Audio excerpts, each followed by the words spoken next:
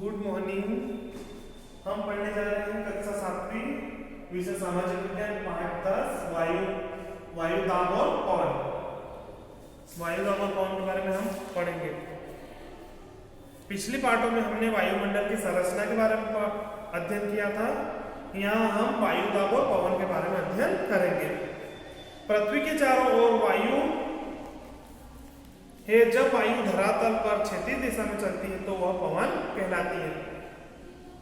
जब वायु क्षैतिज दिशा में चलती है तो वह धरातल पर क्या कहलाती है? पवन। पछुआ हवाएं और मानसून हवाएं पवन के उदाहरण हैं। पछुआ हवाएं और मानसून हवाएं पवन के दो उदाहरण हैं। जब वायु स्थिर हो या धरातल से आकाश से धरती की ओर लंबवत चलती है तो वह वायु कहलाती है। जब वायु आकाश से धरती की ओर लंबवत आती है तो वह वायु कहलाती है। वायु दाब से आशय, वायु दाब से क्या आशय है? वायु विभिन्न गैसों का मिश्रण है। वायु सभी प्रकार की गैसों का मिश्रण है। वायु में अपना भार होता है, वजन होता है। धरातल पर या सागर तल पर वायु का भार, यह भार वायुदाब कहलाता है। दूसरे शब्दों में पृथ्वी की सतह पर वायुमंडल अपने भार के कारण जो दबाव डालता है उसे वायुमंडल दाब कहते हैं। दूसरे शब्दों में कहें तो पृथ्वी की सतह पर वायुमंडल पर अपने भार के कारण जो दबाव डालता है, जो भार दबाव डालता है उसको क्या कहते हैं? वायुदाब कहते हैं। मतलब हवा का दबाव। वायुदाब को नापने की इकाई मिलीबार कहलाती है।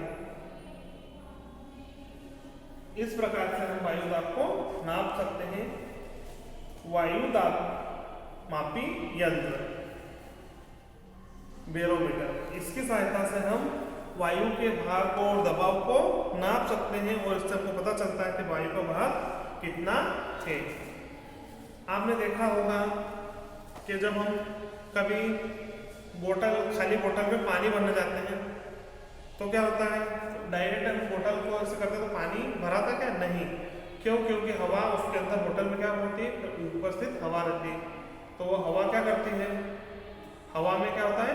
भार होता है। हवा का भी भार, वजन होता है, जिसके कारण पानी अंदर नहीं जा पाता है। जैसे ही हवा बाहर होती है तो पानी अंदर चले जाता है। बुलबुले के साथ अपन ने पिछली कक्षा में पढ़ा था। इस प्रकार से वायु में, हवा में क्या होता है? वजन होता है। वायु दाब जानने के लिए वायु दाब मापी यंत्र का उपयोग किया जाता है। वायु दाब को प्रभावित करने वाले कारक, वायु के दबाव को कौन कौन से कारक प्रभावित करते हैं? हमारी पृथ्वी पर वायु का दाब सभी स्थानों पर एक समान नहीं होता है। हमारी जो पृथ्वी है उस पर वायु का भार समान नहीं होता है। कहीं पे अलग होता है, कहीं पे कम, कहीं पे ज्यादा। सागर सतह पर वायुमंडल का दाब अधिक होता है। सागर की सतह पे किनारों पर वायुमंडल का दाब अधिक होता है। समुद्र सतह पर वायुमंडलीय दाब 1013 मिलीबार के बराबर होता है। वायु दाब को प्रभावित करने वाले मुख्य कारक निम्नलिखित हैं।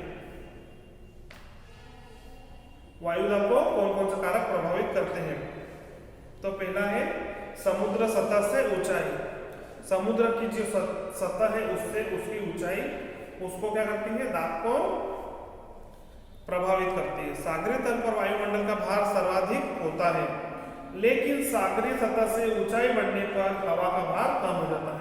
सागर की सतह बढ़ने से हवा का भार कम हो जाता है। इसलिए ऊंचे पर्वतीय क्षेत्रों में हवा की कमी के कारण पर्वतारोही ऑक्सीजन गैस सिलेंडर का प्रयोग सांस लेने हेतु किया जाता है। अगर हम जब अधिक ऊंचाई वाले क्षेत्र में जाते हैं तो वहां पे हमको सिलेंडर का उपयोग करना पड़ता है, तो इनका क्या हो जाता है? वायु का दाब कम पड़ जाता है। अब उसके बाद आता है तापमान। सेकंड है तापमान। तापमान के बढ़ने पर हवा फैलने के कारण हवा हल्की होकर ऊपर उठती है। तापमान बढ़ जाता है तो हवा फैल जाती है, तो उससे भी उसका वजन कम हो जाता है, जिससे वायु का भार कम हो जाता है। इसके विपरीत तापमान के कम होने पर वायु भारी हो जाता है। जैसे जैसे तापमान कम होता जाता है वायु का वजन बढ़ता है, और तापमान बढ़ने पर वायु का वजन कम हो जाता है। ये भी इसको प्रभावित करते हैं। उपरोक्त कारणों के अतिरिक्त पृथ्वी की घूर्णन, जल वाष्प एवं वायु दाब को प्रभावित करते हैं।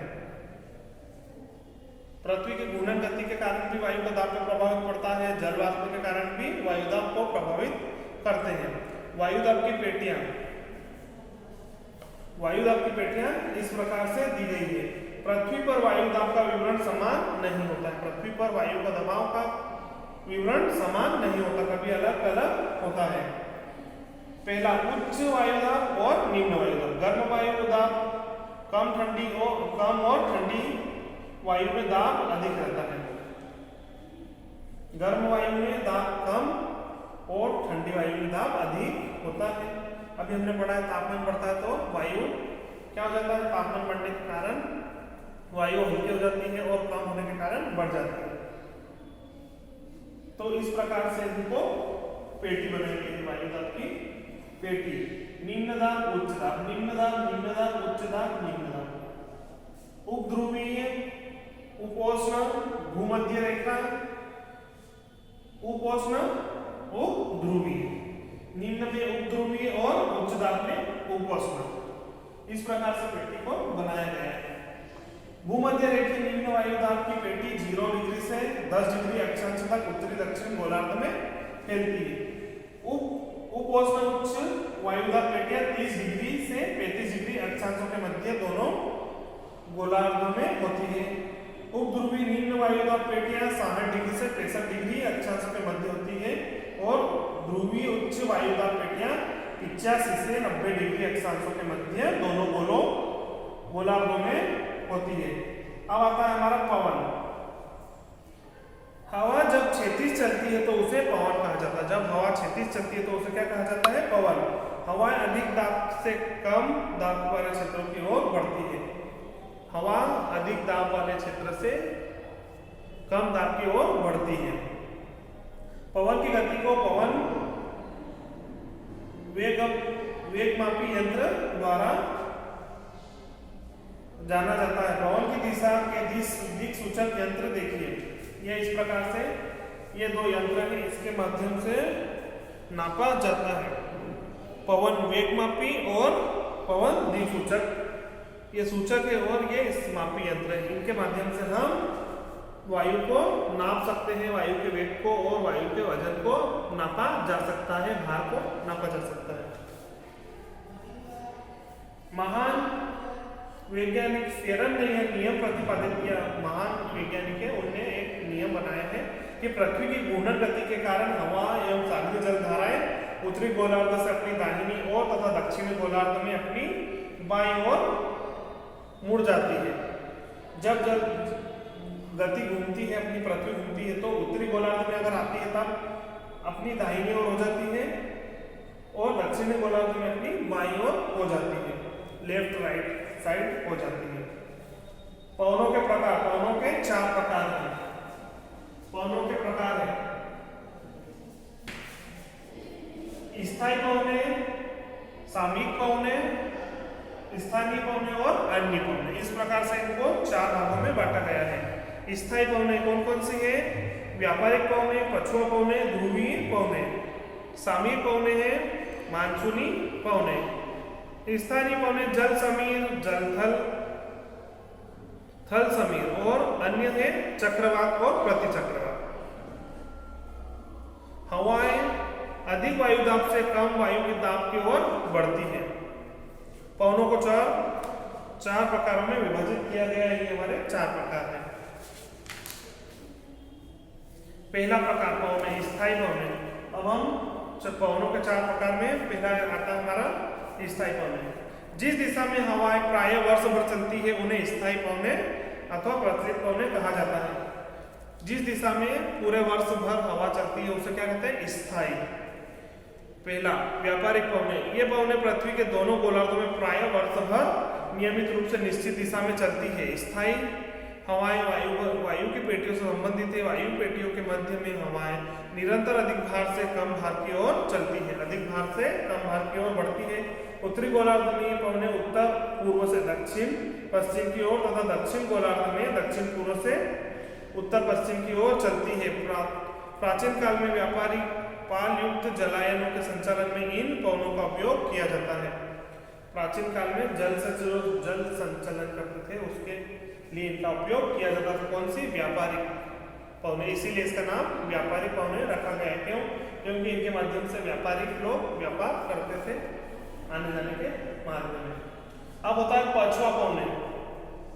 ये पवने दोनों गोलार्धों में वर्ष भर निश्चित दिशा में उच्च वायुदाब से उपध्रुवीय निम्न वायुदाब की ओर चलती है। उच्च से निम्न की ओर, अधिक से कम की ओर बढ़ती है। इनकी दिशा उत्तरी गोलार्ध में दक्षिण पश्चिम से उत्तर पूर्व की ओर, दक्षिण गोलार्ध में उत्तर पश्चिम से दक्षिण पूर्व की ओर होती है। जब उत्तरी गोलार्ध में होती है तो उत्तर पश्चिम से दक्षिण पूर्व की ओर बढ़ती है। चित्र 24 स्थायी पवने। ये हमारा स्थायी पवनों का चित्र है, इस प्रकार से दिया गया है। उत्तरी ध्रुवी पूर्व पवन, पूर्वी पवन, उत्तर पूर्वी व्यापारिक पवन, दक्षिण पूर्वी व्यापारिक पवन और पछुआ पवन। दक्षिण ध्रुवी पूर्वी पवन इधर दिया गया है 60 degree, 30 degree, 0 degree, 30 degree, 60 degree. ये हमारा स्थायी पवनों का घटनाक्रम दिया गया है। इस प्रकार से इस साइड जाती है और इधर से ऊपर की ओर जाती है। इधर से उत्तरी ध्रुव से नीचे और इधर से इधर, इस प्रकार से ये बढ़ती चलती जाती है।